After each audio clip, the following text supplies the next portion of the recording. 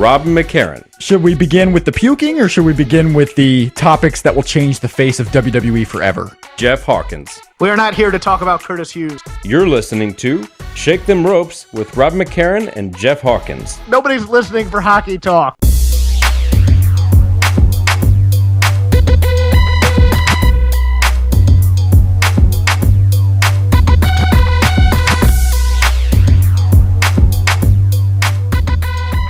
Hello, everybody, and welcome to Shake Them Ropes, episode 122, here, coming at the end of WWE TLC 2015, the big main event, Roman Reigns, Sheamus.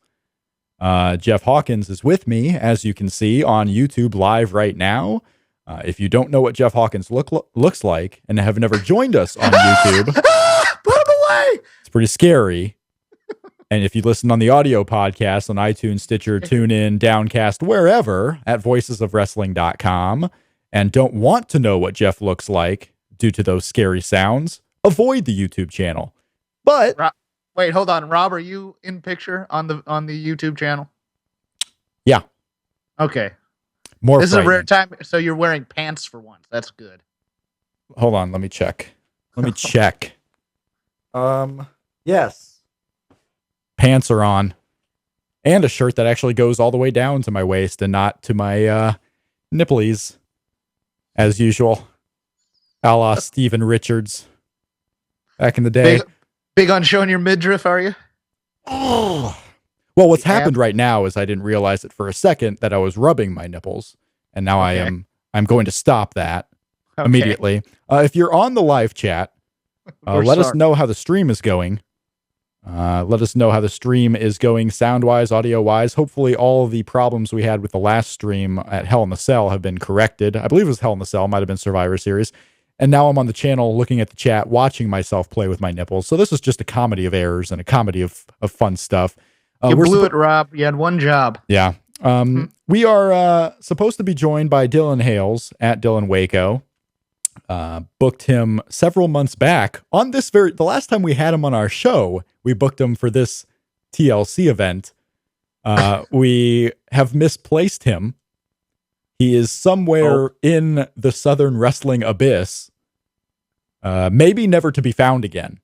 I don't know. Maybe never to be found.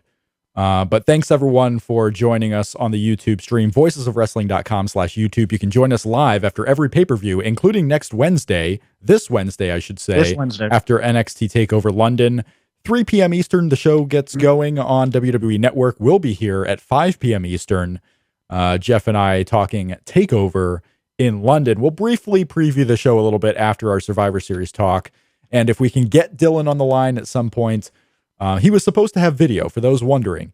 Dylan Hales was supposed to be here, live, via video, and for all those listening on audio, the usual sultry tones of Dylan Waco is going to be joining you to talk all things political hits and much more. If we can get Dylan on the show at some point, we're still going to try, but we had to start a little bit late tonight because we couldn't find him. His Skype, his computerized materials are going haywire. And I guess, I don't know, I've lived in Florida, but that's not really considered the South. Dylan lives in, I believe, the Tennessee, Georgia area. South Carolina, I think. Used to be South Carolina. Maybe in South Carolina. He lives somewhere. Okay. But as far as we have an incoming call. Should I try to take this? Yes. It might be Dylan. Might be Danny. It might be Danny. Oh, yeah. All right, so let's see if this works. Let's see how this goes. Hello? Hello, Rob. It's Dylan. Oh my God, Dylan's here. Now let's see what this has done to our stream with Jeff. I'm going to have to change something around here as people watch me do this live. Dylan, the video wasn't quite working, huh? Your Skype was going a little haywire. Is that correct? No, my Skype doesn't exist right now. Well, it exists, but I cannot access it at all. That's why you don't run a Windows 10 update the day before you're supposed to use Skype for a video chat. Yeah, I would suggest that's why you don't run Windows, period. I think you may be right. Yeah. That may have been my error. So what are you wearing? Give us theater of the mind here. No, don't. I'm wearing a gray. I'm wearing a gray shirt, sitting on a beanbag chair in my freshly cleaned living room with my Charlie Brown Christmas tree behind me. Sweet. So, Nice. Yes. Rob, draw a picture of that. Put it on the screen. Okay. Yeah, I'll do that. I can barely pay attention to what I'm talking about when I have nothing else to focus on. So imagine me for the last 5 seconds just trying to fix Jeff's video to get the big old Dylan Hales Skype icon to come off of the screen. And Dylan, you missed it, but I was also playing with my nipples tonight, so this is already a killer show. it's arousing. It was well, and maybe in keeping with the theme of the TLC pay-per-view, where people amuse themselves by having good matches that the other people relentlessly shit on for no reason. Yeah. What a night it was. What a night.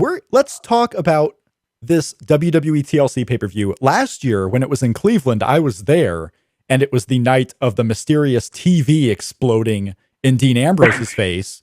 And 1 year later, Dean Ambrose, the only member of the family to win the respective titles they were going for, a surprise there, kind of, at least for me. I didn't expect if they were going to have, one person of the family win titles, it was going to be Dean Ambrose. He might have been the last person I would have selected, but Dean Ambrose, who has won now 4 pay-per-view matches in the last 2 years, 2 of which were singles matches with Kevin Owens. One was a DQ win over Seth Rollins. Dean Ambrose, finally, getting the title. As we go into this card, I want to start with that. I actually want to start with Dean Ambrose winning the championship. Is this a big deal as we head into Royal Rumble? Is Dean Ambrose a guy that we're going to focus on here in WWE now? I don't think so. a little flukish win, huh? I think that they obviously need to push people and treat them as stars. I think we'd probably all agree with that, regardless of who our pet picks would be for who those people would be. But I don't really see any reason to believe that Ambrose in particular is going to get star treatment coming out of this show. Mm-hmm. I actually think that match tells us more about what they think of Kevin Owens than what it tells us about what they think of Dean Ambrose. I could be wrong. I mean, it may be too early to say on that, but from my perspective, with even the sort of loose rumors of Kevin Owens and Brock Lesnar, whether you believe that was even a remote possibility or not, whatever the case, obviously that's not going to happen now. Yeah. And the real question is, if that's not going to happen, where's Owens going to be going for it? I mean, Ambrose is sort of attached to the main storyline vis-a-vis his relationship with Roman. Mm-hmm. So he's kind of protected whether he has a title or not. Owens, on the other hand, I don't really know what he does now. So I thought the match was pretty good, and I thought it was kind of cool to see a title change that, I kind of thought there was a chance, but I wasn't super expecting it. But at the end of the day, I think it sort of is a weird situation because Ambrose probably didn't need a belt. Owens might have, and I don't really know where you go with Kevin Owens now. Yeah, that's an interesting part of this. Where does Kevin Owens go now? Let me ask a question about Go ahead. And Jeff, it's great because before we went on the air, Jeff, you had been watching your phone and you were still, and I couldn't tell if your picture had frozen. And that's exactly what the last 5 minutes were. It seems like I couldn't tell, but you are back. So we are back. I want to get your take on Kevin Owens losing here, Dean Ambrose winning the title. What does it mean for both guys? Don't get sick. I wondered that, right? That's what that means. That's all that means to me. That's what, I mean, it took me a while to realize that. It took me about 5 minutes after the match to go, oh yeah, Kevin Owens missed a Raw taping because he was sick, and Vince hates people who are sick. But that's the cynic in me says that because we're cynical on the that title change. The title change now. I mean, what does it really do? I mean, I think Dylan was dead on about that.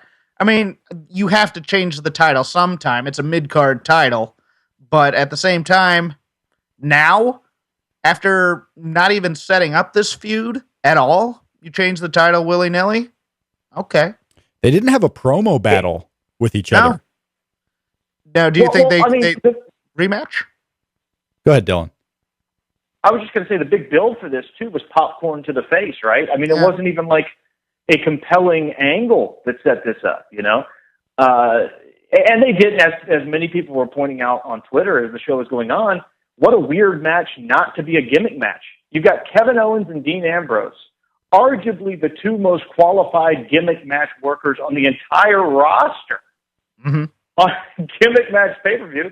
They don't wrestle a gimmick match. Now, again, I like the match, but the whole thing is strange if you really think about it. It's just a very odd use of these guys.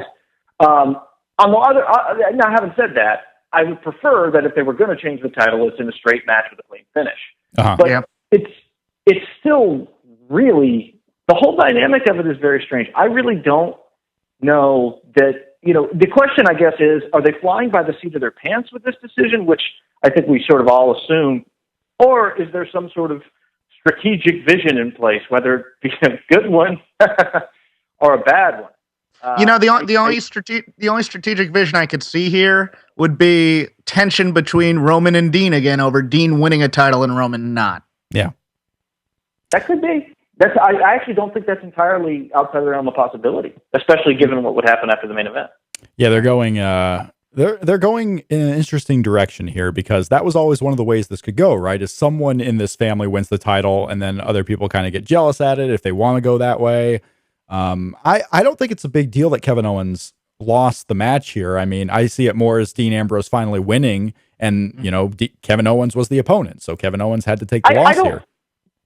The thing, I want to be clear about that, Rob, because I don't think it's necessarily a negative for Kevin Owens so much as it is if you're somebody who was even loosely subscribing to the theory that Owens might be the next big heel pushed out of all this craziness going on, and that he might be a Brock opponent. You forget about that now.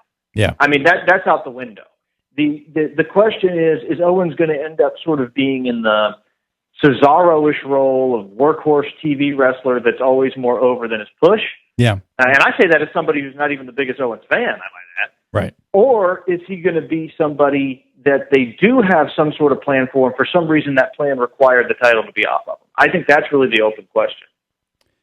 Yeah, the illness timing here kind of plays with you, because you think very well that Vince could be backstage saying, "Oh, Kevin Owens sick, we can't trust him now, so let's take the title off of him." The Intercontinental title, by the way, that hasn't meant that much all year. It was supposed to after WrestleMania, but then Daniel Bryan got hurt, and then Ryback won it, and it just hasn't meant that much.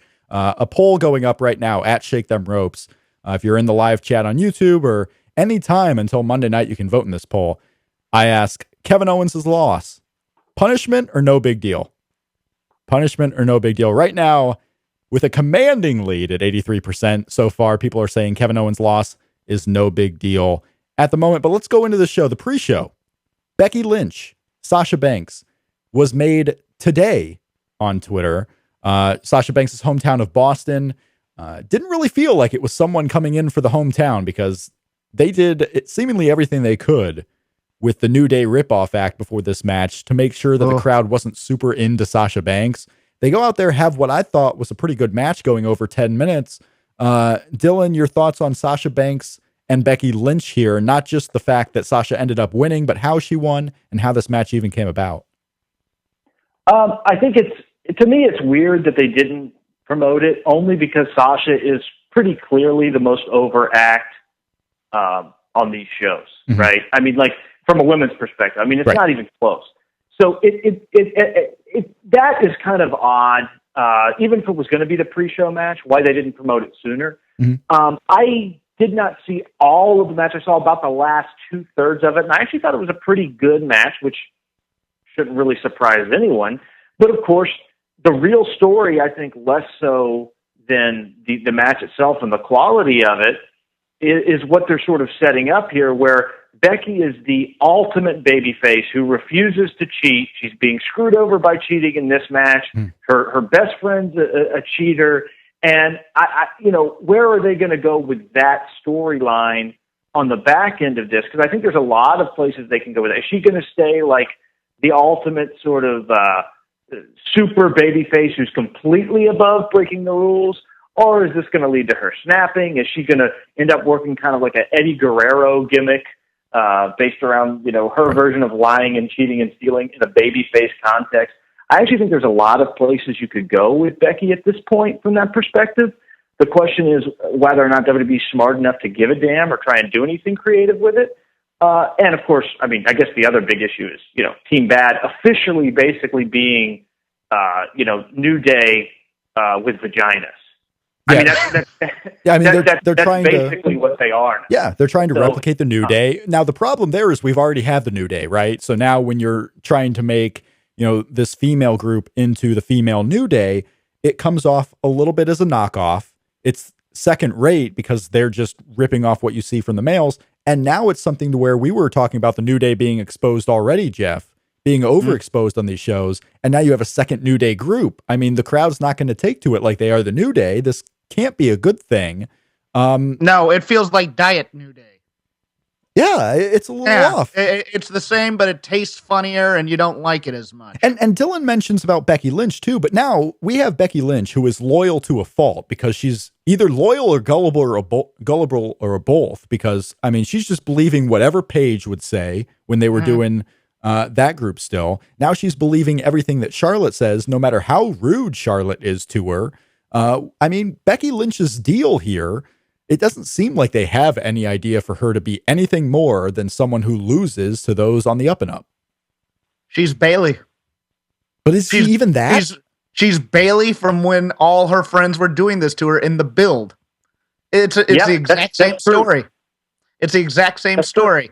And the thing that killed me about the ending of both this match and the other Divas match is that the exact thing that got them over in NXT, they're doing the opposite on the main roster. They're making them like how they do men on the roster in terms of these screw job distraction finishes. Heels always have to cheat at all times in order to ever win, as opposed to what they were doing. I mean, if you compare this match to the NXT match, it's night and day. And that's a shame, because if you had put on the NXT match, it would have given you a hot crowd going into the pay-per-view. Yeah, I mean, you can't deny that. And then, but it's even beyond that, I think, Jeff, because if you compare this to something like Bailey versus Eva Marie, which had all the smoke and mirrors and plenty of interference, the big difference is that was Asian and well, and it has characters that people are super invested in because they've done things and presented them in a compelling fashion for that particular audience. Yeah, so, I liked the match up until the ending, to be honest with you. Yeah, up until the ending, I agree with you. I thought it was good. Yeah.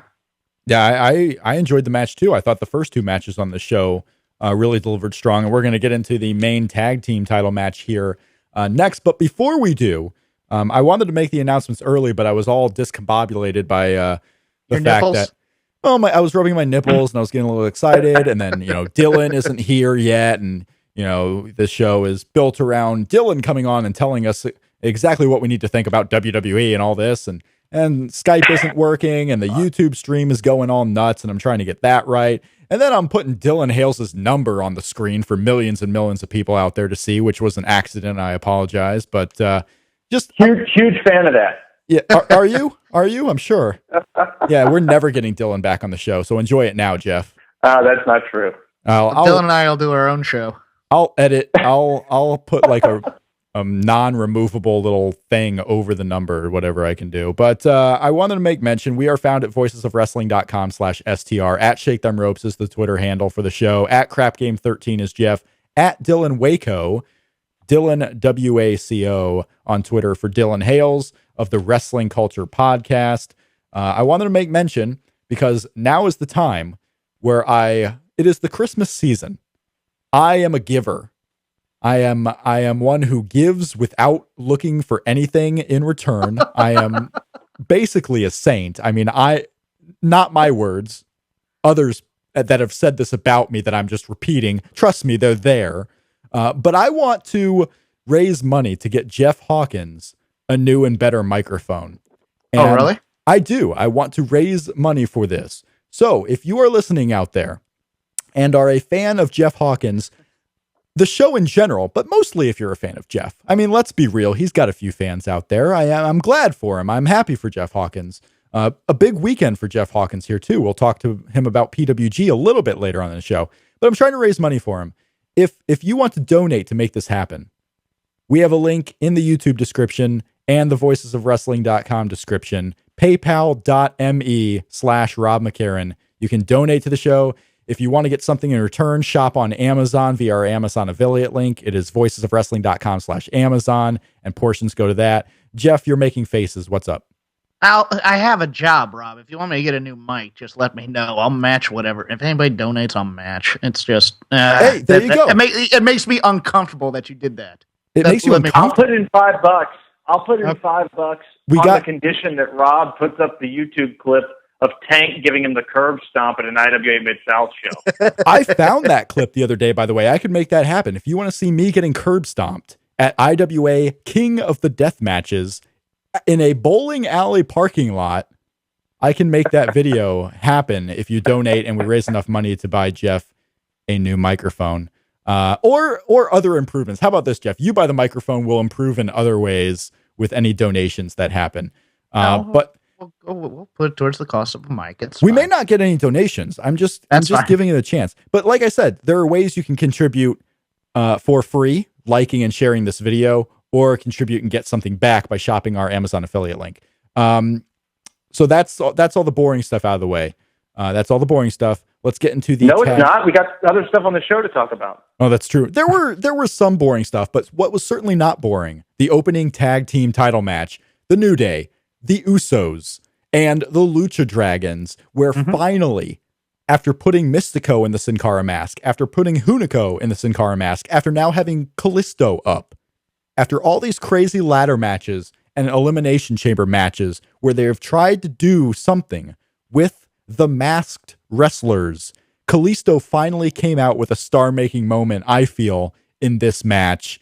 Jeff, the Kalisto Salida del Sol through the ladder was a fluid-looking spot. I mean, I'm not even talking about the bump. Just the fact that he went up and everything worked and executed so perfectly to make that bump happen. That was the spot of the night, in my opinion. This was not going too far. I think this was the match of the night. It was a car crash of a TLC style match here. I love this opener. In a perfect world, this would make the tag team titles matter. Because this match, everybody put it on the line. They put their bodies on the line to get these belts. I even think Sin Cara did some insane stuff. That dive to the outside on the ladder, that was nuts. Everybody here should have a higher profile than they do, but because the division has been such an afterthought over the years, I think we're just going to get a rematch tomorrow, and that's going to be it, a triple threat match of some kind. No ladders necessarily. Dylan, your thoughts on the opener? I loved the match, though. I loved it at all. It was just a car crash. It was great. For me, thinking that, okay, what does this all mean that they're putting their bodies on the line in this way? But the match itself, no problems whatsoever. Go out there, have fun. Let's open up this pay-per-view. Right, Dylan? Yeah, this was really good for what it was. And normally when people use that verbiage, I think they mean it in sort of like a dismissive way, like, oh, it's good for what it was. That's not at all what I mean. I mean, quite literally, this was really good for the kind of match it was and for its placement on the card, you know. I mean, New Day are by far the most entertaining act on the roster. But they've been hit or miss at times with matches. Sometimes they're really great, and sometimes it's just okay. I think that's lots of times chalked up to their opponents or whatever. But this definitely came off as an occasion where all three teams really wanted to do well. You know, lots of times, you know, when you have a situation like this, even good teams and good wrestlers will, I don't want to say they'll phone it in, but they'll say, all right, this is our spot, and we're going to do enough to get a reaction, and then we're going to go to the back. That was not at all what happened here. There were so many crazy spots in this that about a third of the way through the match, I was getting text messages and tweeting to people and following the Twitter sphere, and people were completely losing their mind about the insanity. I thought, you know what? That's true. This has been pretty crazy. And every single time I thought that, something way more insane happened. Yes. And that spot, you know, the sliced bread, whatever the hell Kalisto calls it, off the ladder through the other. I said it at the time, watching it, and in the moment, I'll say it again here on the show, I honestly think that is probably the craziest single individual spot I've ever seen on a WWE television broadcast, particularly from the perspective that if it was even a little bit off, somebody is getting seriously injured, like just slightly off.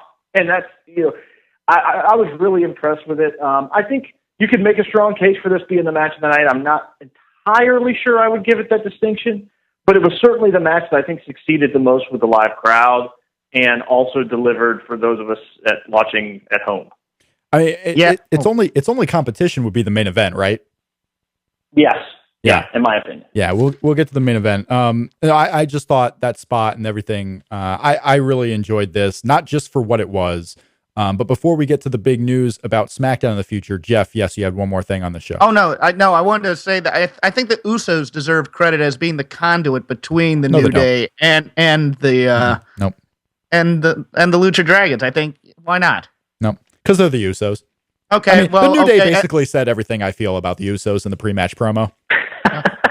And the other thing to address what Dylan says, the only crazier bump I can think of offhand is the one that MVP took at one of the Money in the Bank matches where he went from the top to the outside through a ladder. Yep, I remember that now. That was pretty bad. But let's be real here. The craziest bump in history is the Mick Foley off the cage. Yes. Just not for but how the thing about this was, here's the difference between this and those two, right?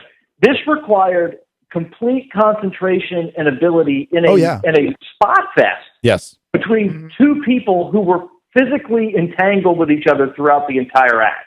Whereas you can't say that about the MVP bump, and you absolutely can't say that about the Foley bump. So while those singular bumps may have been crazy, well, they probably were crazy, or certainly the Foley bump was, I don't know that the actual visual effect was quite as insane, because you're literally seeing a person reverse gravity while they're 20 feet in the air, using WWE metrics there, of course, flipping backwards over the ladder and then through another. I mean, to me, again, if you're even a little bit off on that, somebody is seriously hurt. And I'll mention something when we get to the main event where I thought somebody was seriously hurt. Yeah, it was the execution that made that just twice as great and crazy to me. I mean, it took flawless execution, and they got that. But right before this match was starting, Twitter was abuzz. It came out in Richard Deitch's SI Sports Media column that the WWE has hired a new announcer who will become the voice of SmackDown coming in January when SmackDown moves to USA Network. WWE has hired, and he has agreed to come on, Mauro Ranallo. So that was pretty cool news that Mauro Ranallo is coming on, joining the broadcast team, going to be the voice of SmackDown and attend Raws and pay-per-views. So seemingly he'll be a part of any TV broadcast. Michael Cole called him up, said, will you want to come on? And he said yes. So Dylan, what do you think about the news that Mauro Ranallo is going to join WWE TV? I think it's going to be, I think it's a good signing. I mean, he's somebody that I think is pretty much universally regarded as one of the few pro wrestling commentators who's actually good in 2015. So it's certainly not a bad sign. I think it will be interesting to see how he transitions to calling a show that, you know, is happening, that's a live in front of a live audience. It's going to have a much different vibe, and I know he's done it with other sporting events, but it's going to be much different than calling New Japan on Access, where your tape shows that you can research well in advance. You are, when you're doing what he's doing now, or has been doing with New Japan particularly, you have a lot of benefits that you do not have when you're in the live booth, especially when you're in a live booth being yelled at by Vince McMahon.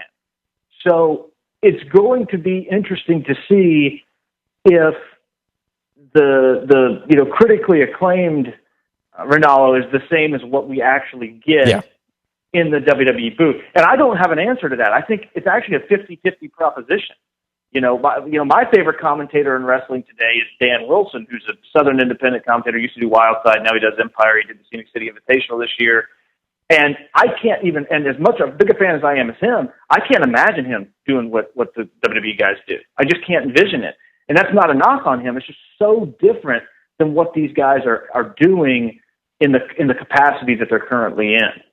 I thought it was very interesting that SI's Richard Deitch is, and this came from WWE, the way the press release, it wasn't even a press release, the way the news came out and the timing that it's coming out, him saying that they'll announce it tomorrow. And this came from WWE's side that they're going to announce this. Mauro Ranallo apparently will still be allowed to do Showtime boxing and will still be allowed to do Glory kickboxing. But his days as the Axis, New Japan commentator are over at this point for any new episodes.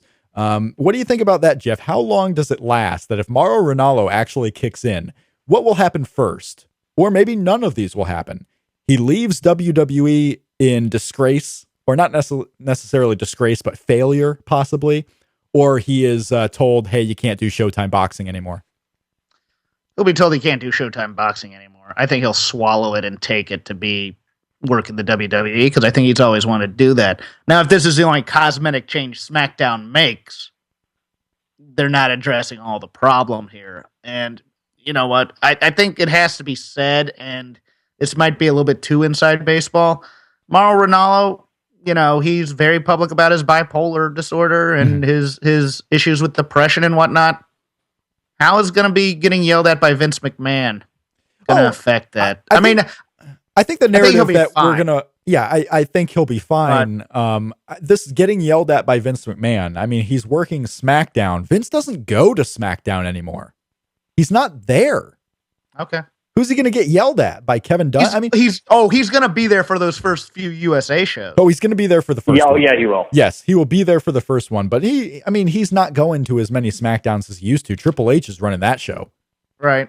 And Rich Brennan has been doing this job. You think Mauro Ranallo, seasoned broadcaster, is going to come in and not do as well as Rich Brennan? Was it Brennan or Phillips? Rich Brennan has been doing SmackDown. What's the difference? I like Brennan. What's the difference? I do actually like Rich Brennan. I think he does a great job. I like Tom Phillips too. I thought they were both great. But we are less than a year removed from when Jerry Lawler was moved to the SmackDown team, and there was made up this big, huge deal that Booker T was going to be on Raw and Jerry Lawler was going to be on SmackDown with Byron Saxton and Todd Phillips. And what is the whole SmackDown team has changed. It's Rich Brennan, it's JBL, it's Booker T. It's a whole change from when they first started. You can't trust what they're going to do with the announced teams because they always seem to change at a whim, right, Dylan? That is true. I think it is very much an open question whether even Ronaldo will be there in 6 months or a year. And I don't mean necessarily gone from the company, by the way. It wouldn't shock me to see him move to Raw. I know that may sound crazy to some people. No. You got to remember, they wanted Mike Goldberg. Yes. They wanted Mike Goldberg not that long ago. Well, right. It was a while back now. But they were very close to getting him. So I think there are some people within that company, for both reasons, good and bad, that like the idea of having a more seasoned sportscaster type in the lead role. Mm-hmm. So there's a lot of things that can happen in the booth. And let's be honest, if he does a good job, it'll be interesting to see if it actually affects the ability of certain people to get over. Again, I don't want to skip ahead on the show we're talking about here tonight, but you do wonder if you had somebody with that sort of mindset of actually putting over the characters in the matches, even as bad as some of these characters might be, calling the matches, would you have a situation where you have a wrestler who's as talented as Sheamus is, and he has no positive reaction with the audience at all? None. I do think that's not entirely the writers. It's not entirely Sheamus being a lame character. I think part of that is, in fact, not having competent commentary. I think that really hurts the product. I think that's a part of the product that people sort of know is an issue, but I don't think people realize how big of an issue it was, or is, rather. When you don't have somebody who's putting over people and trying to get across the psychology or the angles or the characters themselves, it is a long-term issue, and it does create a crisis. I'm not sure that's an issue with play-by-play, though. I think that's more the color guys who are just sitting there cracking wise all the time. If they really want to go forward with this, put Graves on there with Ranallo, and then I think you'll see that change. Well, that is the ideal. I would completely agree with that. That would be the ideal unit in the booth. It would be Ranallo and Graves. But having said that, I would argue that the WWE really doesn't even have traditional play-by-play half the time anymore. Right. If you watch enough Raw, Cole will occasionally try to call stuff, and then it just falls off the rails because you've got the crosstalk from the others, or you've got Lawler and JBL or whoever's in the booth cracking terrible jokes.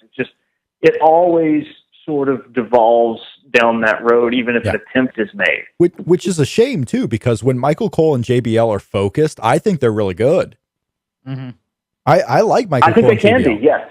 When they're focused and actually paying attention and calling the match. And then you're right, they get into the crosstalk. I wonder how long it'll take Mauro Ranallo to get, into the WWE mold of doing that crosstalk and making fun of each other. And we'll see. What I like about Mauro Ranallo coming in that, for those of us in the wrestling bubble and for those who are long time paying attention to both MMA and pro wrestling, is he has this cachet where he'll come in and he's a trusted guy. Cash, whatever, Jeff. He's this trusted guy that people are going to give him some slack if he starts doing some of the tropes that WWE fans don't necessarily like out of their commentary team. He'll get a little leeway time because people know he is this high-end broadcaster of sports. And that can be a good thing. That could be a good thing for him. Back into the show, though. The New Day won, by the way. They retain the tag team champions. But the big news of this match... With the trombone shot. With the trombone shot. I mean, this match had so much. Everything. It really had everything. It had everything but Roman Reigns being angry. Thank God. We got that later in the show. Ryback and Rusev. Dylan, any hot takes on Rusev and Ryback?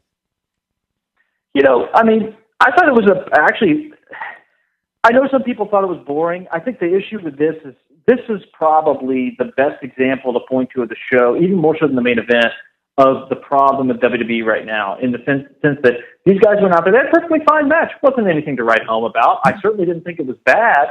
But the problem is the angle is so stupid. And they've done so much to strip down the aspects of both these characters that the crowd liked. I mean, people forget, Ryback at various times has been one of the most over guys on the roster. Yeah. Rusev this time last year was the most over guy on the roster. Mm-hmm. So to me, if you really, this is just what happens when you have characters that people don't give a shit about. Right. The end game is this. You have guys who go out there, have a solid match, perfectly fine match, nothing wrong with it, nothing to write, perfectly fine, very suitable for the role, but the angle is so stupid that it gets almost no reaction and it doesn't matter. And, it's sad because it's not like these guys didn't work hard. It's not like the match was bad, but when you're given the material and you're in the context that they're working in, there's almost nothing they could have done to get over big time in front of that audience. I really believe that. I don't think they could have done anything to make this work. Are they rehabbing Rusev, Jeff? I think Rusev is almost self-aware that nobody gives a crap about him because he's been trying new stuff out there, especially with the corkscrew plancha and things. I think he's trying to improve, honestly. I mean, he's still not my favorite guy on the roster, but you can definitely see where, he's putting in some effort in here to try to get people to care about him. So, I wouldn't say they're rehabbing him at all. They just have him in place because everybody bats 500. Yeah, I thought it was a good match too. In fact, looking at this card and looking at the matches, it wasn't the worst match of the night for me. And when I say worst, I didn't find anything on this show to be bad. I enjoyed something out of everything on this show. And I didn't have to look very hard to find stuff to enjoy, honestly. After this match took place, we had a backstage segment with Roman Reigns and Dean Ambrose. And this is where I couldn't have been the only one to listen to this and be like, what is happening here with Roman Reigns? Roman Reigns tells Dean Ambrose that win, lose, or draw tonight, he is going to make a statement. Effectively saying that was his goal tonight, was to make a statement. Not to win the championship, not to lose the championship, not to even draw the champion. Win, lose, or draw, I'm going to make a statement. And that would end up coming true. Did that line in any way stand out in particular to either of you guys, Jeff or Dylan? Like, did that line stand out, or was this one of those, okay, it's a backstage segment, let's move on to the next match? I was going to wait for Dylan, but I'll just say this. I'll cover that in more detail when we get to the main event, and I'll let Jeff have his take on it now. Okay.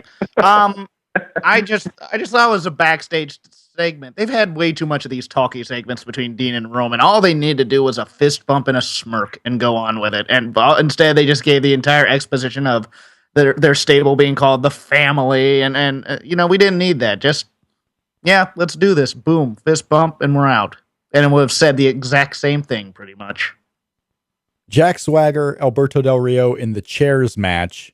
Del Rio seemingly came in motivated. Jack Swagger came in to say, I thought so. Okay. Jack Swagger certainly came in like, okay, I deserve more pay-per-view matches because every time I'm on a big match with guys that you wouldn't expect me to have good matches with, I deliver. I mean, this guy was having great matches last year on the B shows or on the C shows with Titus O'Neil, having good matches with Fandango, having good matches. I mean, one of the best feuds of last year was his set with Rusev. And then here he comes in having Alberto Del Rio's maybe best match since coming back to WWE. Am I overstating that Jack Swagger is one of the best big match performers currently on the roster, Dylan? I don't know if I'd go that far. I think he's got certain traits that there's certain ring movements he has that sort of irks me. But in terms of a guy who I think wants to be really good and wants to step up to the plate, he's exactly the kind of guy that, he doesn't pout. Like a lot of guys, if they're off television for a while or they're in a irrelevant role or they're whatever, when they come back around, it almost is like they're still pouting about it. I mean, Del Rio is getting $75 million or whatever it was Dave Meltzer reported, and he can't even be bothered to look like he's not pouting 2/3 of the time.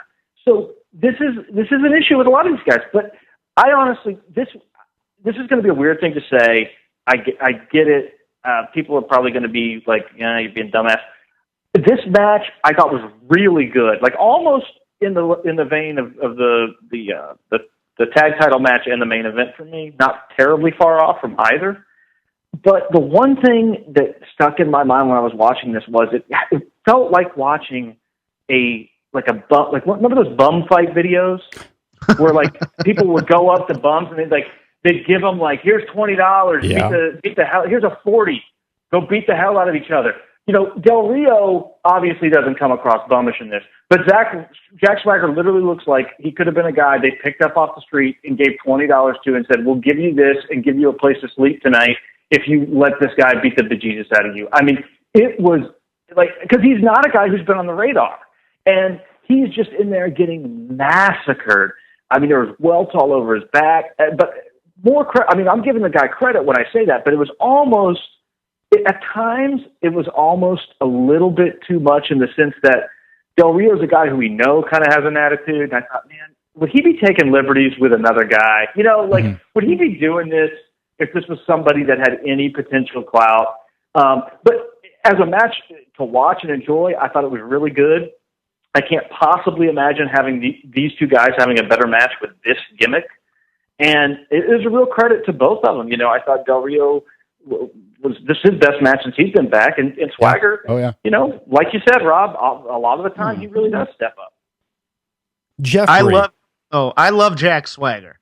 I think he has the athletic heft. He should be on par with Brock Lesnar almost in this Fed with his amateur background. I kind of take a different tone with Del Rio in this match. I thought Del Rio was dreadful in this match, to be honest with you. I mean, just in terms of, and maybe it's just one moment that took me out of it after that long ankle lock, and it seemed obvious to me there was supposed to be a chair underneath the ring, and there wasn't there. And so he had to tell Swagger basically to let go so he could drop out of the ring and then not sell the ankle at all. He seemed almost disinterested in the match to me the entire time. Well, Alberto, me. Alberto always seems disinterested. Right. But I mean, looking that way and acting that way are two different things. And maybe it was just how I was watching it, but I didn't care for Del Rio at all in this match, to be honest with you. I thought Jack Swagger was a darn hero for taking all the stuff he did. And I thought Del Rio was being a little sloppy with it, to be honest with you. Give Swagger that much damage. Should we even be blaming Del Rio? This is a guy who went to Mexico for a year and a half, was the top guy, was treated as the biggest star in a company here, and he chose to come back to WWE where he knew that he was never going to be the top guy. This is a guy who may seem disinterested in the ring because he doesn't want to be the top guy and he knows he's not going to be the top guy, so he's there collecting a paycheck, going through the motions as best he can. That's not necessarily a huge knock on him either, because he puts out good matches every once in a while. But should we be blaming this guy for just taking the money and running effectively? Well, I mean, to me, here's the thing. All right. And I actually kind of agree with Jeff's point, even in a way, thinking about it, because this match kind of came across like a Bret Easton Ellis novel, like where Alberto Del Rio is like the sociopathic protagonist, and Jack Swagger is just like the rent boy who did something wrong and is going to be killed now. Mm-hmm. Like it was very snuffish in that regard. But but I think the thing is with Del Rio, that is who he is at this point in his career, both on camera and off camera. And so in a way, I kind of do, I don't think we should expect too much from him. I think we should expect good effort. And I think the issue right now with him is that because of that demeanor that Jeff referred to, I think sometimes it's hard to tell if he's putting forth an effort or not because he comes across so cavalier. Like it, and I can't, to me, that's just who he is, right, even as a character at this stage. It just may not be a good character. Yeah, that's true. Over under on when we'll see Jack Swagger next on Raw. I want to put it at March 15th. Will we see Jack Swagger on Raw before or after that date? Or option C, never again. And I'll let you start, Dylan. Before, but as I joked on Twitter, this match could take place in Bellator next year. We could have a rematch of tonight's match, Swagger Del Rio and Bellator next year. This time it's real on Spike. Jeff, before or after March 15th, Jack Swagger makes an appearance on Raw. He'll be on tomorrow. Okay, he'll be on tomorrow. Losing, most likely, to probably Alberto Del Rio. Or to Rusev or something. Or to Rusev, like someone in there. 8-man elimination tables match. Jeff, it was elimination indeed. Yeah. Braun Strowman looking like the big beast out of this. It was interesting because this entire match, everyone worked except Bubba Ray Dudley had this hard-on for keeping Braun Strowman in the corner of the outside. Like they were just doing things to each other that was off camera for most of the match, seemingly just to keep Braun Strowman out of everything, to hide him until he had to come in for the finish. I thought it was particularly, it was somewhat enjoyable. I mean, it was fast paced enough to where I was never bored during this match. I thought it was cool seeing, Rhino in there in a match on pay-per-view. Again, I call me whatever, but I thought it was cool. And sometimes you just want cool in WWE for a little bit. But Braun Strowman at the end of the day gets the win with the chokeslam. The Wyatts win this one. Eric Rowan, the only man eliminated from Team Wyatt family as well. What'd you think about the 8-man elimination tables match? Went down as much as I thought it would. You know what? If you're gonna make the Wyatts kind of be the sole survivors, how about we build the entire family up and stop jobbing Eric Rowan all the time? Because you know what? None of these other 4 guys need a victory, to be honest with you. I couldn't tell, and in my timeline, I just kind of went back and looked at who was the sloppy one, Braun Strowman or Bubba Ray Dudley, because there seemed to be an ongoing argument. There seemed to be an ongoing argument about that, because someone, I forget who it was, but someone said, you know what? There's going to be a shoot interview later where Bubba's going to blame Strowman for being the sloppy one here, and it's incorrect. But you know what? It went down as I thought it would. Yeah, I just thought Bubba was trying to lay in. At one point there, Bubba just was like, okay, you're not hitting me hard enough. I'm going to motivate you to hit me hard, so I'm just going to beat the crap out of you for a little bit, because... It was during the DDT spot, I think, that when the argument started to happen as to who was being sloppier. Yeah, you had to get something out of Braun Strowman here. And Bubba Ray did his best, I suppose. But I just thought that was weird. I mean, I guess if you're going into this match, should we hide Braun? Of course. But the way they did it, I thought was a little odd. What did you think, Dylan? I thought this was the worst match on the show, but it was it was a train wreck, but it was kind of an entertaining train wreck. They tried to hide Strowman. I'll be honest, I didn't even think Strowman was the worst person in this. I mean, he's the worst wrestler in this, don't get me wrong. But I don't think on this night he was the worst person in the match. I thought the worst person in the match was Devon. But this this is just a weird, like, mini feud for the Wyatts, who are another languishing act. It was probably as good as it possibly could have been given the circumstances. It did get over with the live crowd, which I think we have to call that. We have to call a spade a spade. I mean, for all the criticisms about bringing back the older guys, particularly guys like this who theoretically have no real upside or a limited upside, they seem to get over. Perhaps it's because they were actually treated like stars in their prime. It was perfectly fine for the spot in the card it was on and for what they needed to do. But at the end of it, I was just left thinking, man, Luke Harper is so good to be wasted. He's month great. after month, week after week, and shit like this.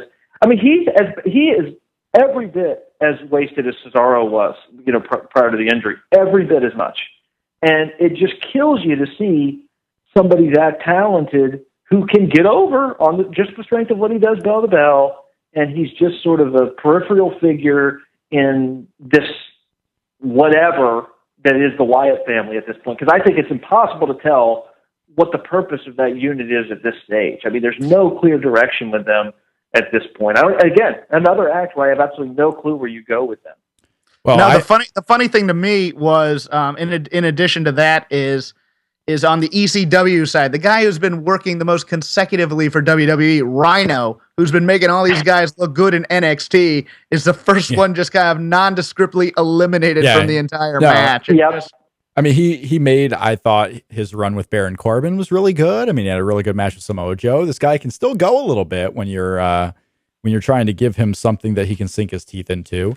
I enjoyed this too. It was not my worst match of the night. The worst match of the night to me was the one we had coming up next.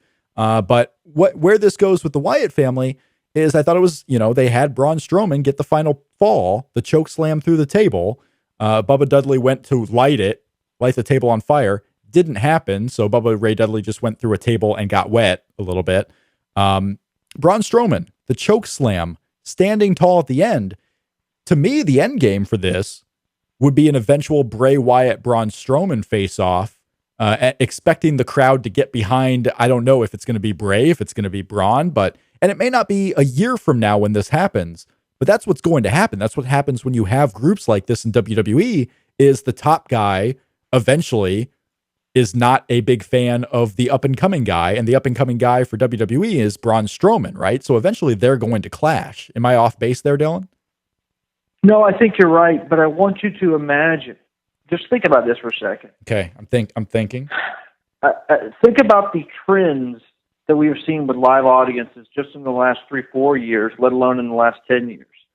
Then I want you to think about the idea of a year-long build for a Bray Wyatt Braun Strowman program where Braun goes over in the end and presumably ascends to near the top of the WWE ladder.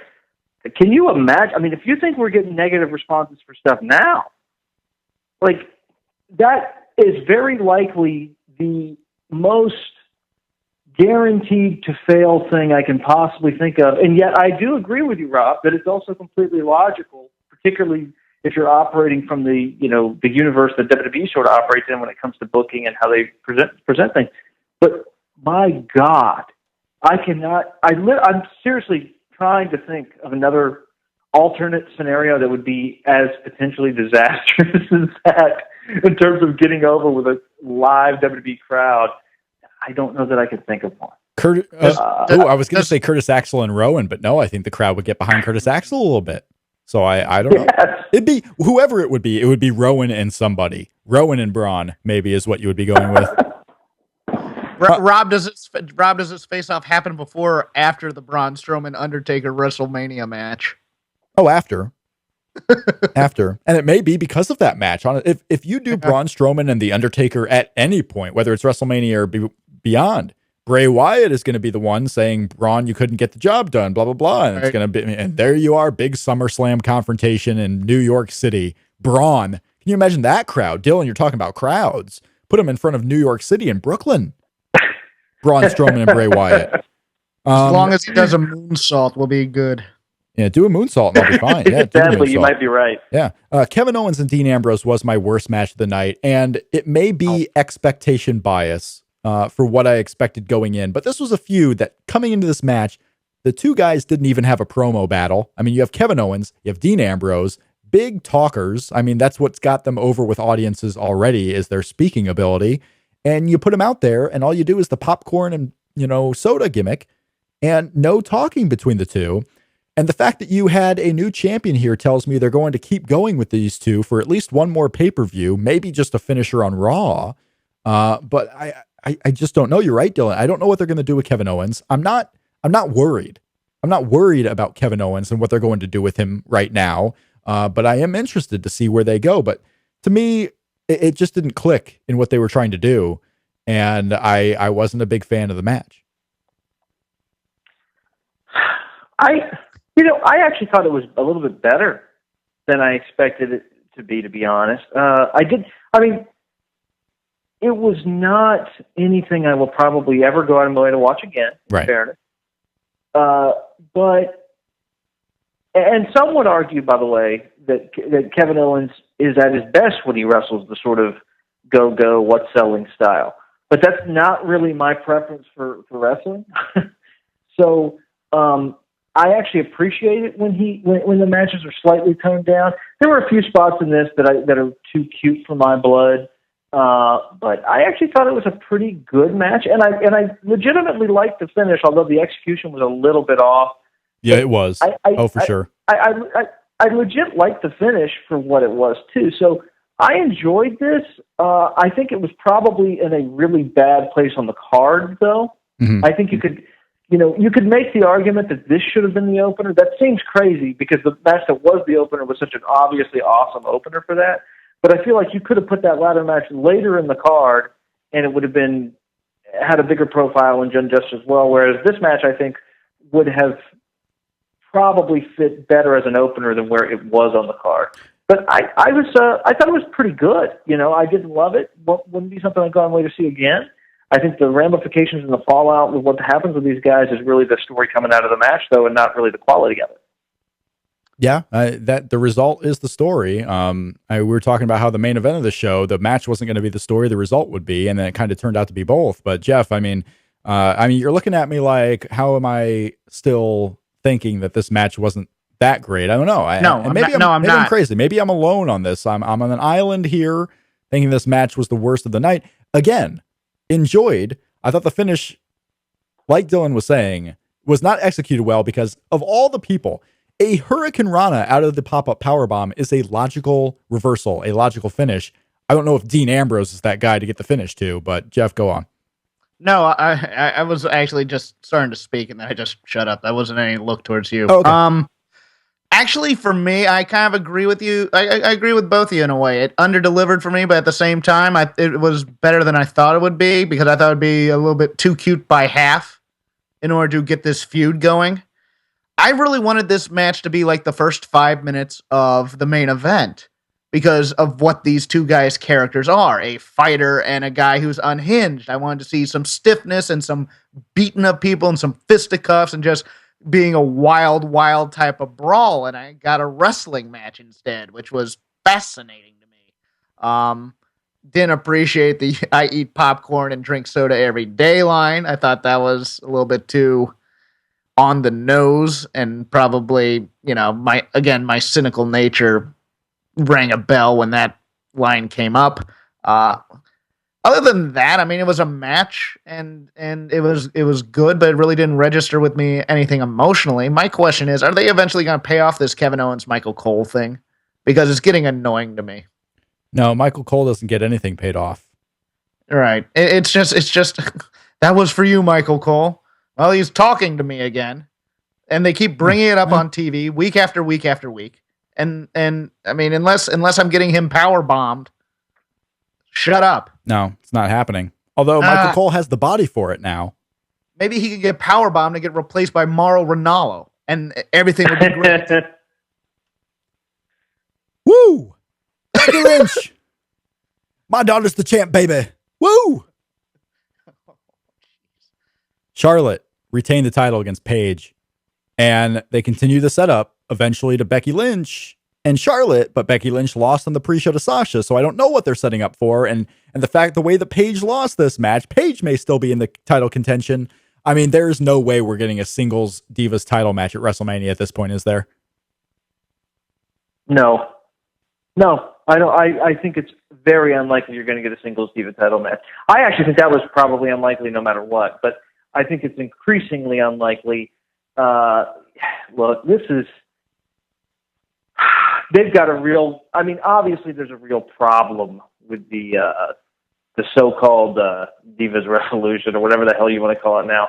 But this match, which was not bad, by the way. I saw people saying it was terrible. I thought that was nuts. This was not a terrible match, okay? I've seen lots of matches that get praised that are several thousand times worse than this was. This was a perfectly acceptable match, and parts of it I actually thought were pretty good. But the problem is they don't have any idea what to do with any of these women. Any of them. And I don't know if it is that the writing is that bad, or if there's people that have the wrong allies, or if they are just trapped in the mindset that this is not a different thing, because it is a different thing. I think one of the sort of failed, and you could look at this two different ways, I suppose, but I think for the time being, at least, you have to present this sort of like the cruiserweights were presented in WCW, right? You have to present this as something that is fresh and unique and different. Women actually wrestling and doing a good job and getting time and being treated as people that actually have value as athletes and in-ring performers. That is a novelty at this point. Doesn't mean it should be a novelty long term, but at this point, that's what it is. To clutter it with all this other horseshit is not only does it ensure that this stuff isn't going to get over, but it also puts them in a position where you have the situation they have with Becky Lynch, where we don't know what the hell's going on. You have the situation where you have Team Bad as a knockoff of another act on the roster, presumably just because, of their ethnicity. And I think let's be honest, I think that's a huge reason why they're given that gimmick. Yeah. They don't have any clue what they're doing. And I am scared to death, and I swear to God, I'm not saying this to be funny. I am scared to death that the end game of this is going to be like Becky Lynch ending up seducing Ric Flair or vice versa, and Charlotte catching them in some like god-awful, like Russo-esque dramatic thing. I really think there is potential for something that awful to be the end game for the stuff with Becky. I think there is potential for that, yes. I will go out on a limb and say I don't think anything like that will happen, but for a company that only 10 years ago we were seeing Al Wilson get involved, and they've done stuff like this before with the fictional fathers and whatnot, so why not have it done with Ric Flair, the womanizer? If there was one thing that was going to take him away from his daughter, it'd be, getting a woman inside a room. But to be honest, too, I mean, Dylan, you're absolutely right. They have no idea what to do with any of the women. But they also have no idea what to do with most of the men either. Like, this isn't a Divas division versus the rest. True. Yeah, it's not an issue. But what I would say, though, is the fact that they need to be presenting this as something that is, and again, I hate the term novelty because it makes it sound like I'm dismissing it as something that shouldn't be a key part of the show. That's not what I mean. Right.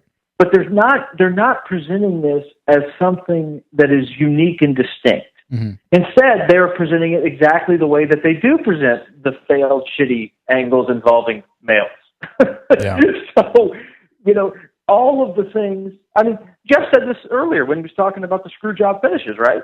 All of the things that, well, not all of them, but a big part of what distinguished the NXT shows with the women from what we see on the main roster is being wiped out or completely taken away. I mean, some of it is still there in a very loose sense of the term, but we don't, I mean, how far are we into this thing with a lot of the same players, and we don't have a single match that I can point to involving any of these people on the main roster that I would call very good.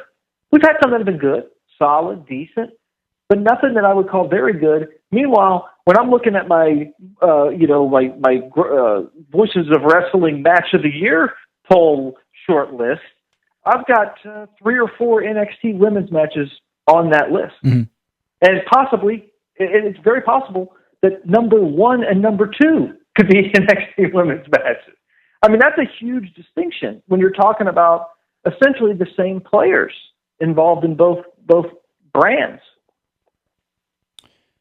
I want to, Jeff, go ahead, and then we'll get to the main event of the show here.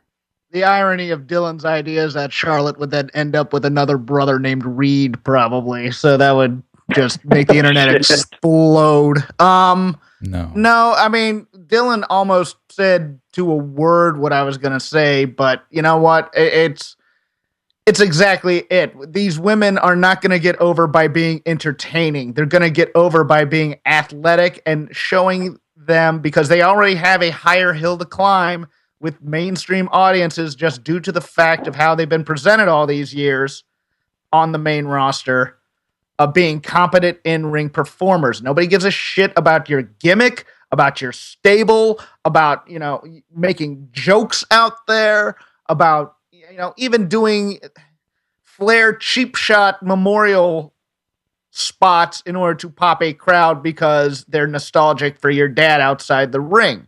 They're going to get behind you for doing good matches in the ring, and they blew this again by mixing them with the main roster women in some ways, but also just the way they handle everything. It's not about being entertaining. It's about being competent. And the competency is exactly what got the WCW cruiserweights over. They didn't work that main event lumbering style, with dumb storylines and whatnot. All of it took place in the ring. You had a major villain in Dean Malenko who had a badass kind of style in terms of grinding people down. You had various high flyers and whatnot who could work the style with Dean Malenko. You had Jericho, who had his own type of personality in the ring, not just on the microphone. That's what would get them over. And it's all's lost on this thing, in my opinion. Speaking of lost, Roman Reigns lost the main event. To get nice segue, Rob. You're a professional. To get bluntly to it, Roman Reigns lost. Sheamus is still the WWE World Heavyweight Champion and, more importantly, the WWE Linear Champion. So Sheamus walks out of Boston with the most prestigious championships in the history of sports entertainment. Now, the match, I want to go around. Scale of 1 to 10. Not in ring, not any. How did you enjoy this match? On a scale of 1 to 10, Jeff, where do you put this one? Can I put certain parts on a higher level than Scale others? of 1 to 10, overall presentation from bell to bell. What'd you think of the match? 8. Dylan. I'll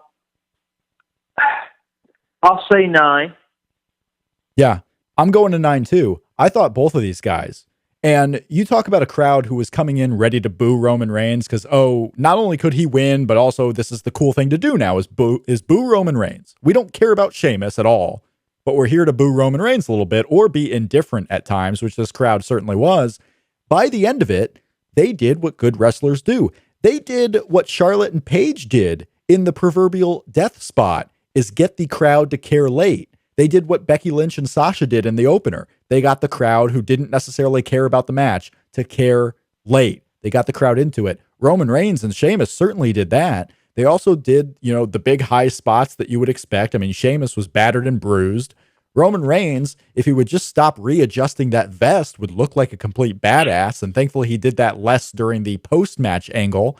I thought this match was excellent, but unlike just the match, the result becomes important here too, is the fact that, yes, Roman Reigns lost. And then, Jeff, he went absolutely nuts.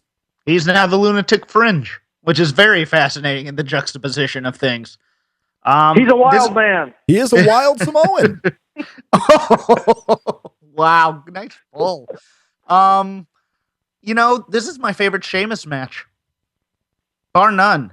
I can't stand Sheamus. I know you two have much higher opinions of Sheamus than I do. Sheamus bores the piss out of me, to be honest with you. No. I like Sheamus. I like the idea of Sheamus, a big guy who has somewhat of a personality going in there and becoming a big deal. I like the idea of Sheamus. He was ruined for me at the WrestleMania when Triple H beat him, But as far as best Sheamus matches, while it's a short list, if you're not going to go into multi-man ladder matches, I thought the Daniel Bryan match we had in our top 100, the 2 out of 3 falls, was really good. Okay. But yeah, this was maybe overall one of the only Sheamus matches in history that I will go back and watch or rewatch at some point, especially if Roman becomes a huge thing. It might be, historically significant to go back and watch one of these matches as one of Roman's big singles wins. Yeah, matches. My only problem with the match itself before the beatdown of Triple H, I didn't like the fact that he was in the ring trying to climb the ladder when Sheamus got the belt. I really didn't like that. I know it's weird. I could go both ways on it, but for me, I didn't like it. I liked him just being beat down to the point where he was so exhausted, he couldn't get towards the ladder. To me, it kind of teased that he was going to come back, and it was just another part of the disappointment in which something we're already going to be disappointed in, which kind of, I don't know. It felt odd to me, but I mean, I can see where you go, yes, but you see he was fighting the entire time, struggling to get back in the ring and struggling to get up that ladder, but I thought stay outside. Yes, he was fighting the entire time, but Dylan, I mean, the idea behind that closing sequence was Sheamus being stunned, that after 2 other men and himself were beating down Roman so big, that Roman was still almost there to stop Sheamus from getting the championship, and you had the visual of Roman never giving up, right? That's the idea? Oh yeah, absolutely, and it's something we rarely see in ladder matches too. Usually, that is not the case. Somebody is clearly taken out. Yeah, and there's no ifs, ands, or buts about it. That's the other thing I kind of liked about it. I thought this was a great match. I am a huge Sheamus fan as a worker. I mean, I think he's one of the most consistent workers of the last 6-7 years. I completely agree that his character blows. It blew as a face. It was in the past he's been good as a heel, but this current incarnation is not working. I've said this before, and I'll say it again. Sheamus is a guy. If he was having the exact same matches in PWG or Evolve, he'd be considered one of the top 5 wrestlers in the world. But the problem is his character is so awful, and on top of it, he's somebody who is seen as a machine pick. He's seen as an establishment pick, a guy that didn't work his way up the indies the way our favorites did. He was not an NXT guy the way a lot of our favorites are, and he just didn't do. He was Triple H's weightlifting buddy. That's how he got where he's supposed to be. Yeah. And I think that really, really hurts him because in the eyes of a lot of fans, I think that is an impossible hurdle to clear. And then when you add on that he's the guy that beat Daniel Bryan at 18 seconds in WrestleMania, I mean, look, he's got permanent die in a fire heat with a lot of the audience because of that. And it's funny, as you're watching this match, and I said this at the time on Twitter, this was one of those, like, as I was watching this, I was thinking, these 2 guys are victims, basically, of Daniel Bryan's popularity. I'm not putting that on Daniel Bryan. The company's fucking dumb for not pushing him to the top spot. I think all 3 of us would agree with that. But they are still paying for their perceived sin of being the other guy that was picked over Daniel Bryan. Yeah. And with certain people, that's never going to change. I will say, and I think this is really important, Sheamus is the big issue even more than Roman Reigns, because when the crowd thought Roman Reigns had a chance to win, they were popping bigger than anything on the show other than maybe that ladder match opener. Oh, yeah. At the end there, I mean, it was outrageous how big this crowd. They had him, yeah. And what, and then they took it away. Mm-hmm. And we could talk about the post-match angle, as I know we're about to, but it is very unsurprising to me that Roman Reigns had a great match, which he then subsequently lost the way he lost, after seemingly getting the crowd to finally go with him in the end, primarily because, hint, hint, shock of shocks, he's an excellent worker, not a good one, an excellent one. And what happens? The rug is pulled out. He doesn't get the win. They give him his heat back, not so he can get another title shot, not so he can turn heel, at least not in the traditional sense, not so that he can get a big rematch for, say, Brock Lesnar or even John Cena. No, because now he's wrestling the only person on the roster that really matters, Triple H. That it is so unsurprising to me that when they finally do something right with Roman Reigns and they finally heat him up, the beneficiary is Triple H. That is completely unsurprising. It should surprise no one whatsoever. Yeah, just to go back on the die in a fire heat. I mean, to make that, they made that the opener of their biggest show when everybody was kind of looking at it as Daniel Bryan's coming out party at WrestleMania, and that legacy is never going to die with a lot of people. But the first 5 minutes of this match is everything I want in a blood feud and everything that I think has been missing in a lot of feuds for WWE. It was a fight. It was stiff. It was what WWE needs more of in their product, in my opinion. The talk smack, fake fight aspects of my old school Southern wrestling that I used to love. So, I mean, I was watching it going, my God, where did this come from? Who agented this? And where are they tied up so we can free them? It's like that first 30 minutes of Saving Private Ryan, and that's phenomenal. And then it goes into a Spielberg movie, which sucks. I was like, where did this come from? And can I have more of it, please? That's what I want in these big time feuds. And it was just great. I couldn't believe I was saying that about Sheamus and Roman, and especially, God, props to Sheamus for taking another crazy bump through a ladder. Jeez. God. Yeah. That power bomb bump when he did the short arm scissors. Yes. Yeah. Rude. Good Lord. I mean, these guys did beat the hell out of each other. They really did. Dead on. This had the feel of a real fight, not like a choreographed fight with cool spots, like an actual fight. The minor thing of Roman back on the entrance ramp, just kind of nonchalantly throwing chairs at Sheamus while he was down. I thought that was great. That was a great touch. That's what people do in these types of bar fights. It reminded me a lot, actually, of the Roman Reigns debut, really, at TLC a couple years back in the six-man brawl. I mean, it was very similar. That was kind of the Roman Reigns that we got tonight, kind of an out-of-control brawler. Yes, he was obviously a heel then and a babyface here, but it was very similar in terms of the vibe. I thought it was a great performance from him. I do want to ask. I'm gonna jump into the host seat here, Rob. Scooch over. Finally, I have a question. I have a question because I think when we think about this match, when we look back historically, and even now, the biggest dispute about this match, before you get to the post-match angle, is going to be how great can a match really be if the crowd shits on most of it. At the end, they were there, but for at least 2/3, if not 3/4 of this, the crowd was actively contemptuous of what was occurring. How does that, because to me, and maybe this is the old school tape trader of me watching things where the audio didn't work half the time, or I don't know. But to me, a crowd can help a match, but it rarely hurts it for me. And in this case, it didn't hurt it at all because I expected this going in. Did this hurt the match at all for either one of you? And what is your sort of perspective on the idea that a crowd rebelling to this degree automatically sort of condemns a match or drags it down? Do you agree, disagree, in between? I'm just curious. I think crowds can hurt. I don't think they have to or always do. I wasn't hurt in this match by the crowd reaction, and part of it might have been, I'm expecting the crowd to be lackadaisical in a Sheamus Roman Reigns match, so this is, par for the course. I wasn't hurt in this match. I think in some matches, yes, it can bring down the intensity level.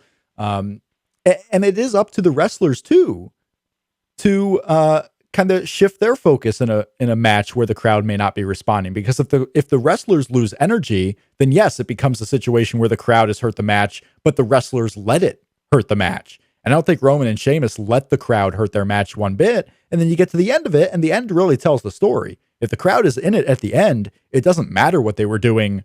They could have been doing the wave for the first 20 minutes. As long as they're there for every near fall in a ladder match at the end, they won, So I wasn't hurt here. I think there have been instances where I've been watching wrestling and a crowd has hurt the match and a crowd has caused the wrestlers to then hurt the match, but it didn't here for me. You know what? It did hurt it for me because I think I was coming from the point of view of somebody in that crowd where I kind of had my arms crossed going, all right, I don't like either of these guys. Impress me. And I started second guessing myself when I started hearing the CM Punk chants, the Daniel Bryan chants, the John Cena chants. I'm going, I'm enjoying this match, more than I should. But am I right in this in some way? Because these guys are hating it, and I'm going, my God, this is a brutal fight. What are they seeing that I'm not right now? And on a rewatch, I think we're gonna end up downgrading it, because if we ever rewatch this, we're gonna end up downgrading it because of this audience. To be honest with you, it's going to be our new number one on the top 100 WWE Network not matches. going that far. Yeah, so we'll watch it. We'll watch it in a year. But I wanted to, something that Dylan said just a little bit ago about Sheamus and the in-ring worker, and if he were to go to Evolve, he'd be one of the top indie guys considered. If you think that's a crazy statement out there, I give you example Drew McIntyre, who is Sheamus and has gone to the indies. And Jeff knows this too, because he's been there for PWG shows where Drew McIntyre was on the card. He's seen indie Drew McIntyre. Drew's getting Drew Galloway, whatever he is now, he's getting rave reviews on the indie scene. He was phenomenal at Bola this year. I mean, just jaw-dropping, doing dives over the top, down to the floor stuff, and stuff we never saw in WWE. And you're like, he's tall, big, has a presence, has a mean guy type of thing, and you go, how did they miss the boat on this guy? It's sad. I mean, you watch like that Mike Bailey match from Bola. Yeah. And he's using his size, right? Because he is a legitimately really tall guy. WWE really never made much of that. And granted, he's not as tall there as he is in an indie setting, sure. But they have no clue what they have with this guy. I mean, that match was a brilliant match. That match is an excellent match. And it just goes to show you that a lot of these guys who we see on WWE television every week, and maybe they're having good matches, right? Maybe they are impressing us to one degree or another. But if you sort of untether them, and okay, maybe it's not realistic to untether them to the degree that a PWG or Evolve or whoever would. But if you untether them a little bit, there is a ton that these guys are capable of doing far beyond what we're seeing every Monday night. I think it's become a thing where it's like they become so enamored with height that you have all these tall guys that everybody's so big that they don't look as big when they're on there. But in person, I mean, he towered over guys, and you're just like, my God, he's huge. Yeah. So we had Sheamus, of course, winning during the match. Rusev and Alberto Del Rio came out, and the three of them just destroyed Roman Reigns, so Roman Reigns couldn't end up stopping Sheamus from getting the belt. So the question now remains, and maybe we'll never get an answer to any of it. The Usos and Dean Ambrose did not come out to help Roman Reigns in any way and fight off Alberto Del Rio and Sheamus. So what do we think is likely if it's ever explained? Was Dean Ambrose just getting super drunk, taking his portrait to put on the WWE headquarters wall for the Intercontinental Championship? Were the Usos too battered and bruised from their ladder match to come out and assist? Or was King Barrett just giving a symposium that the Ambrose and Usos wanted to be, watching backstage? Because we didn't have King Barrett here either. Like, do we expect any explanation for why there was no help for Roman Reigns? Or is it part of the story that there couldn't have been help because Roman had to fight all these guys by himself? It's the latter, and it's because that Barrett would have been one guy too many to beat down on Roman to seem believable, but Roman's still a tough guy, and he probably told his friends, "You stay back here because I'm a self-made man and I can do it on my own." It's that kind of thing. They're never going to explain it ever. Well, the Usos you can at least explain by saying they were in a brutal ladder match earlier in the night. Right? Like, you can at least explain that with that. The Ambrose thing is really, there's no good explanation for that, especially because they did the backstage promo, right? Although if you do that thing that I referenced earlier with the tension for winning the match, it could add to that. That's title. True. That's very true. That's why I think that's not out of the realm at all, Jeff. I think that's very possible that's going to be that's on the table, at least for consideration. This is a really... The way things shook down at the end of this, I think, is really interesting in the build. I'm actually going to be at the Royal Rumble this year. It's the first time I've ever been to a Rumble. And I'm actually, regardless of how lukewarm I kind of am on the WWE product, although I did enjoy this show as a whole pretty easily. I thought it was a very good show, actually. Oh, yeah. But I'm being generally lukewarm on the product, I'm actually pretty excited for the Rumble because I really don't know what the hell they're going to do as far as a winner or loser that match goes. Chaos. And And yeah, I mean, it's really chaos. is. We don't know It what's is going to happen chaos. for the Royal Rumble match. We don't know what Brock Lesnar's doing. We don't know the direction for WrestleMania. It is pure chaos going into the Rumble. And I don't believe this will happen, but there is that sort of anything is possible vibe does at least make it possible that we will see something completely bizarre occur. You know, and I don't want bizarre for the sake of bizarre, but if it happens to be somebody getting a chance that maybe they weren't going to get in another scenario, I'm all for that. The way the Reigns stuff is breaking down, I think is going to be really interesting too, because I've long been an advocate of the political hit theory on Roman Reigns. I don't think he was ever supposed to get over as a top babyface. Certainly not in the John Cena sense of that term. That would be probably the most recognizable way to identify a top WWE babyface in the modern era. I think that there's been people working against that all along. Either that or it's incompetent booking far beyond even what we generally accept from the WWE, because they've done literally the exact opposite of what you would do if you'd be trying to get over a new star at that level in his position. But they did do this angle tonight. So I think the post-match angle with the attack on Triple H, and Rob, I'll let you run down the details of that if you want to run down more detail. But to me, that it's going to be interesting to see what happens there, because I do believe the only reason that Reigns was put over as strong as he was because he's going into program with Triple H. Yeah. 100% believe that. Yeah, Roman Reigns. But the question is, can it carry over? Can it carry over post Triple H, or will Triple H kill him like he has done so many others? That's the question. Obviously, the surprise is going to be the lights go out and Kyle O'Reilly's in the ring when they come back up. No, false. Spoiler alert, Jeff, by the way. Sorry. But, okay, so Roman Reigns, we had the big angle tonight where after the match, Roman Reigns was done giving a shit. He completely destroyed Triple H. Triple H left that building in a stretcher for the live crowd, which I'm sure they will show on Raw tomorrow night. Maybe showed on a post-show on WWE Network. I'm not sure. They were too busy hyping up a 2-week-old interview with HBK on Steve Austin's show. Roman Reigns didn't cry, which is what he's been doing after losing big matches. Finally, didn't cry, went crazy, did as the fans wanted. The fans wanted someone to finally, break down Triple H. And you're absolutely right, Dylan. And I tweeted this a week ago because in our prediction show last week, trying to figure out what they were going to do with the Roman Reigns, I just had to open my mind a little bit. We have to open our mind to the fact that Roman Reigns, all the talk has been, how are they going to get this guy over in a title match at WrestleMania? He's out of the title picture now. This match that they're going to build with Triple H isn't going to be for any title shot, I don't think. He is out of the title picture for WrestleMania. We might have Sheamus in the title match. We might have Brock Lesnar. I think we're going to get Brock Lesnar and John Cena for all I know. But Roman Reigns is not going into WrestleMania in Dallas to be coronated as the next top star as far as a WWE title goes. He is going to go there to beat Triple H, because Triple H, not John Cena, is the guy that you have to beat to become a name in WWE. Batista had to beat Triple H.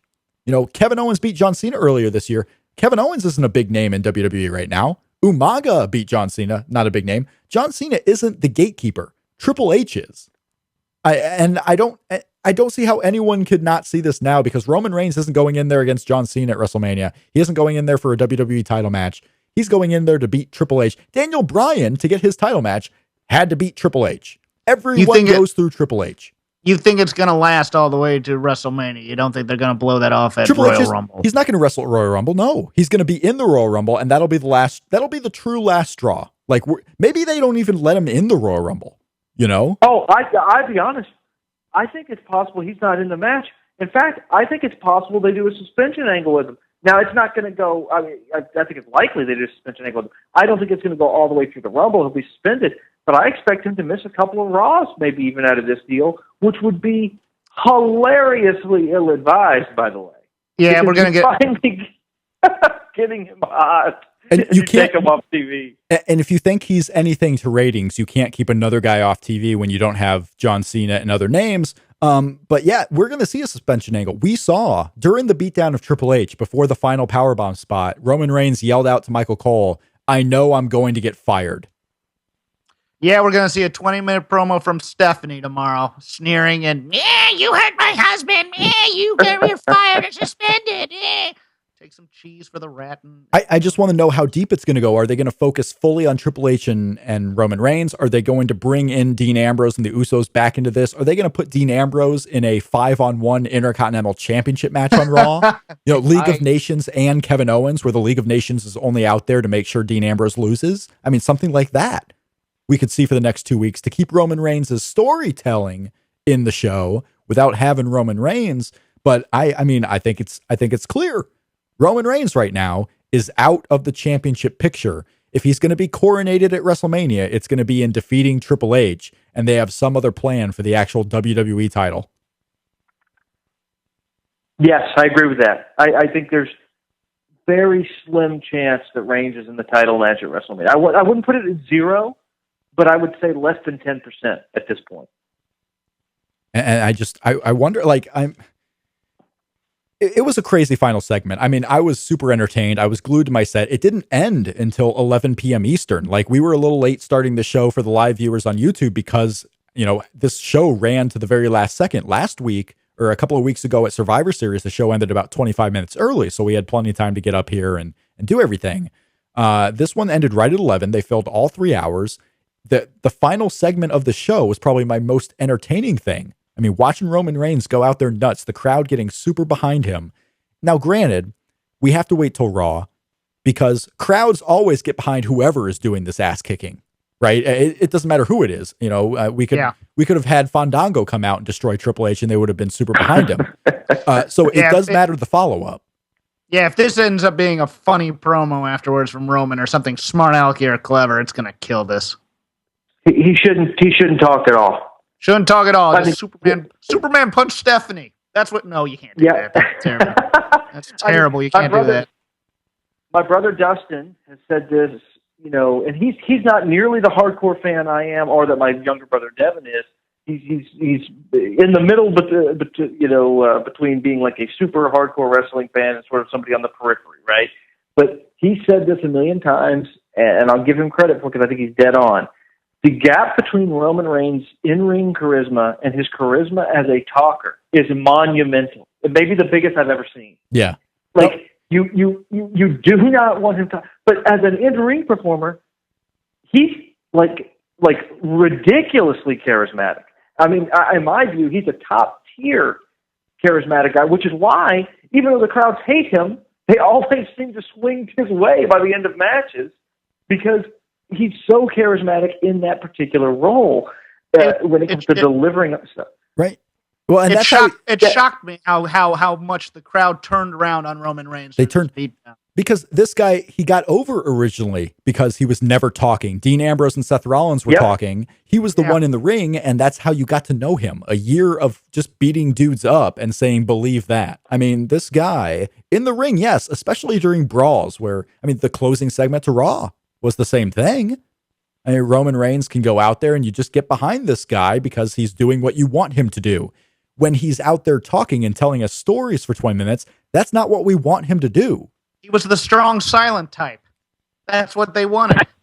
I want to close out the poll. Kevin Owens' loss, punishment or no big deal? 17% said punishment, 83% no big deal. Closing out that poll. Dylan Hales, where did the Goldberg rumors start? There has been a variety of reading between the lines, rumor mongering based on things that have been written elsewhere. And there's the usual drop into my DM comments on Twitter.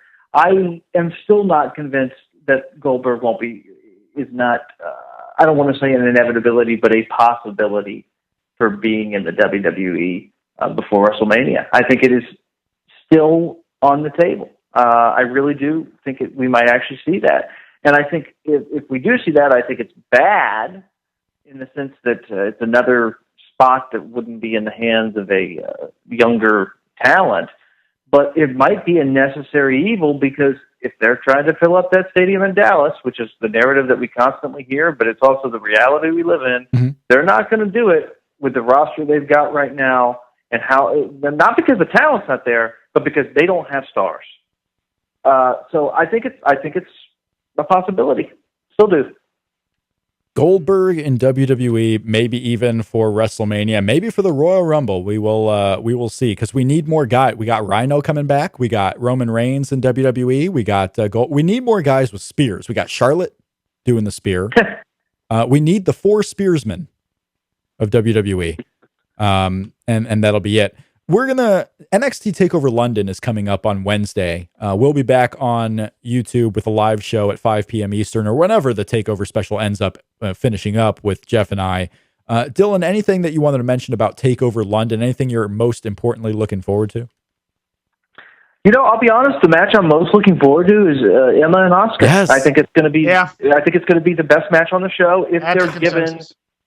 Yeah, 7 to 12 minutes. I don't think they even need any more than that to have a great match. We are 3 for Emma, 3, because that is certainly the match that I'm most looking forward to. That is the match that Jeff has said he's most looking forward to. I'm also looking forward to, in the preview for Breaking Ground that we saw on WWE TLC tonight too, is Asuka hurts Dana Brooke in the ring while training.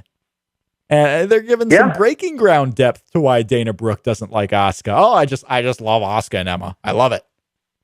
I think it's great. And look, Emma, we talk about the narrative a lot of times all over various places, podcasts, message boards, wrestling lips, etc. It's always who's overrated, who's underrated.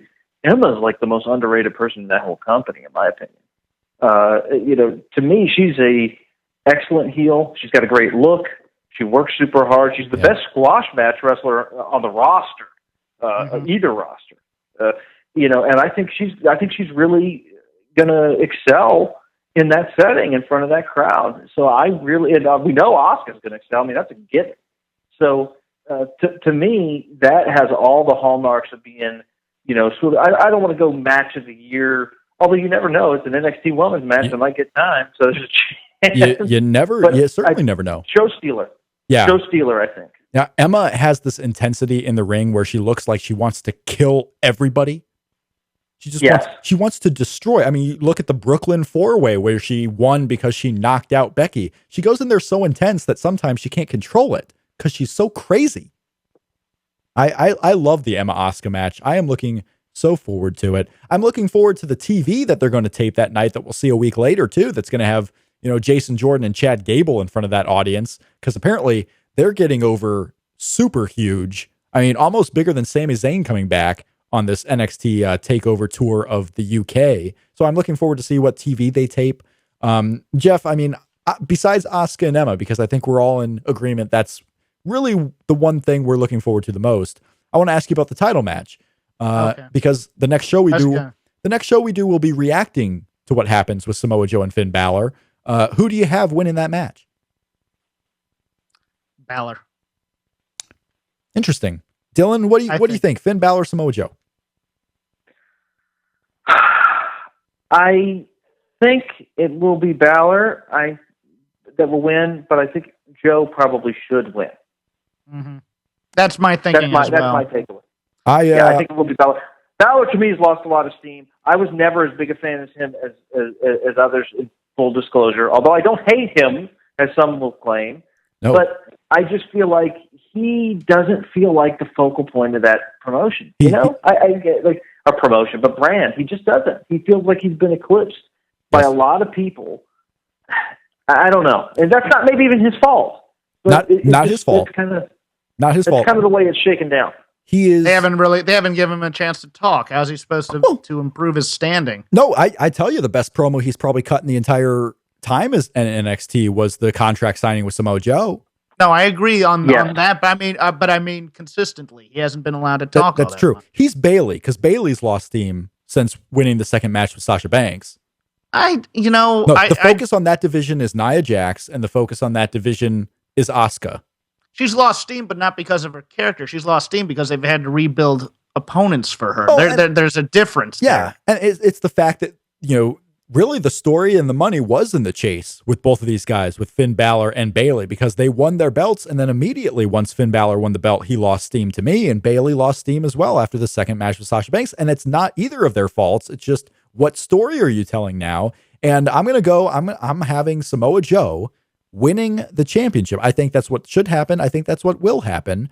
especially if Finn Balor is going to be in the Royal Rumble, as people are grumbling right now, which may not be the case either. But if you're going to bring someone up for the Royal Rumble, which they've done the last couple of years from NXT, it could very well be Finn Balor, especially in Orlando, Florida, where there's going to be a good portion of the crowd that's really going to go crazy for Finn Balor.